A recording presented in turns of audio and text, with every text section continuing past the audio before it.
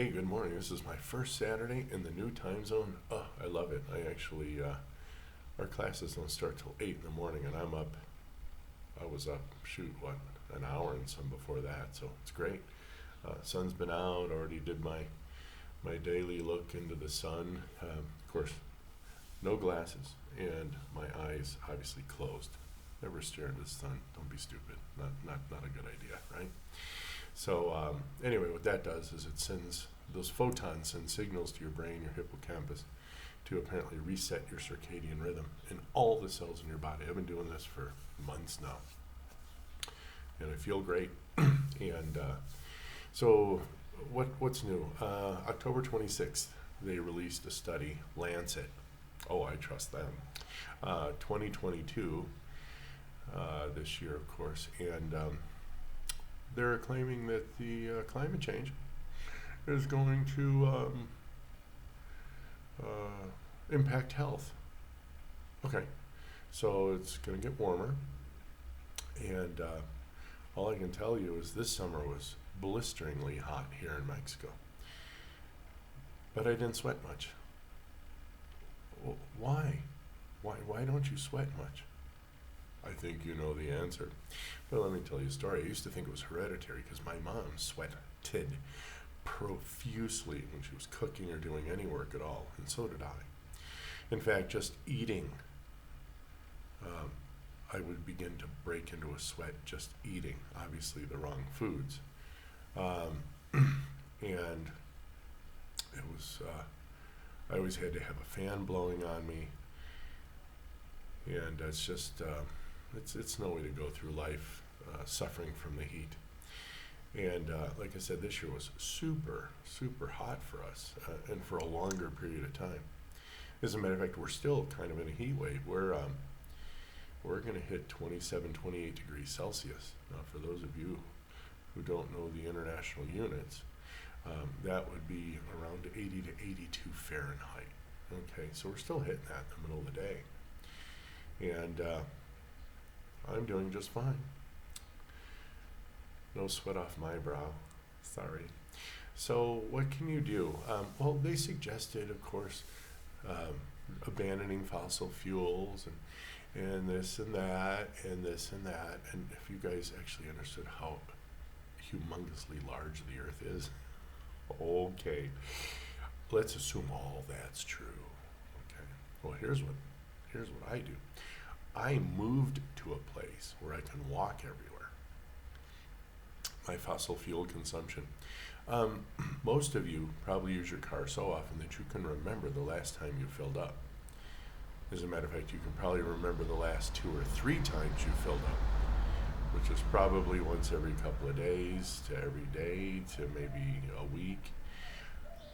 I filled up since July.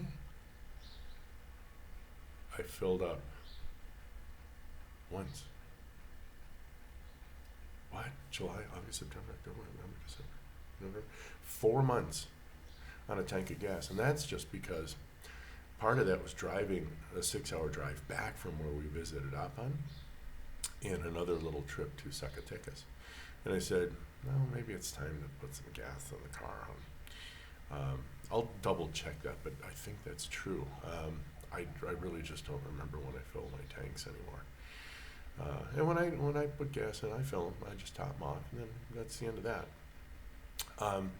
But assuming you don't want to move, and you really want to keep your house where you want to keep it until, of course, the digital currency comes on and your little electronic thermostat's connected to the World Economic Forum, and somebody in Europe decides you've had too much heat in Arizona, you've had too much refrigeration in Arizona, and they're just going to cut your power. Oh yeah, that's coming. Sorry. You've allowed, especially you Americans, you have allowed your president and your Congress to sell out to the world. Yeah, well, that wasn't my generation necessarily. That is, I still see. I gotta explain this. A lot of you Gen Xers had boomers for parents, and although obviously I had to have a boomer to beget me, most of my real training that I can remember came from that World War II generation, friends. All I hung out with my grandparents every weekend. And during the week, my parents worked, so I really never really saw them anyway. So who do you think raised me? My grandma. And that's not a bad thing, I'm finding out. Matter of fact, wow, I'm pretty excited about that. So let's try to find another way that maybe we can stand the heat and the health-related issues, which is precisely why I even looked at this article in the first place. I don't care the cause, and I don't care what's going on in the planet. As a Stoic, I can't concern myself with that. I have no control over it. I can vote for the people I vote for, and that's about it. I can personally use less juice, walk places, move if I need to so that I can walk places, right?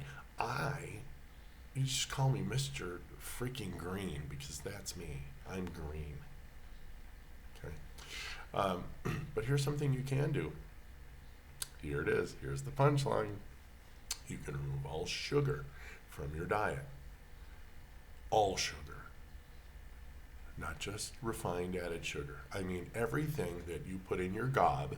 This in Britain is a gob, by the way. Like if I say shut your gob, I mean shut up. And not a nice way, all right? So, Dr. Berry called it your face hole. I guess that's a thing from Tennessee, France, is your face hole. Well, either way, if what you put into your gob from the moment it passes your lips eventually converts to glucose, fructose, lactose, galactose, etc., well, you don't eat that no more, friends. That would include bread, rice, beans, lentils, veg, tomatoes, fruits. Now, I can eat a Mexican salsa these days because, well, I'm just perfectly healthy. Sorry.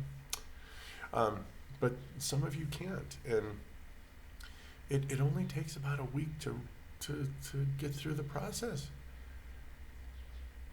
And then you enjoy it every day. It's every day is wonderful. A lot of you, what do you subsist on? Hamburgers, fries, drinks, hot dogs, pizzas, chicken wings, right? I mean, a friend of mine makes chicken soup. I'm just saying, your meals are pretty boring too. And I eat 9 things, and when I combine them correctly, I can have a different meal every day for about 126 days. I have a previous video, go look at it. So that's what I do. I got rid of sugars. I got rid of all grains. Okay? Anything that comes up out of the ground. Literally minus tomatoes, onions, cilantro, chilies, and garlic. Those 5 things I actually use for quite a few of my Mexican salsas, but I don't eat much of it. It is literally like, you know, when you put a little pepper, a little salt because you're trying to cut back on your salt? That's what chili does for me. All right? It's an accoutrement. It will make your food taste peu meilleur. It will make your food taste a little better. You guys like my French, right? I know. Vous adorez mon français. Yes, I will speak French now, mes amis. So that's what you can do. And then you don't have to worry about the impending doom of this temperature adjustment in the positive direction. So I'll let you go on that, and you guys have a great day. I may not be able to hook up a video tomorrow. Tomorrow's our Thanksgiving, and we'll chat soon. Have a great day. Be well.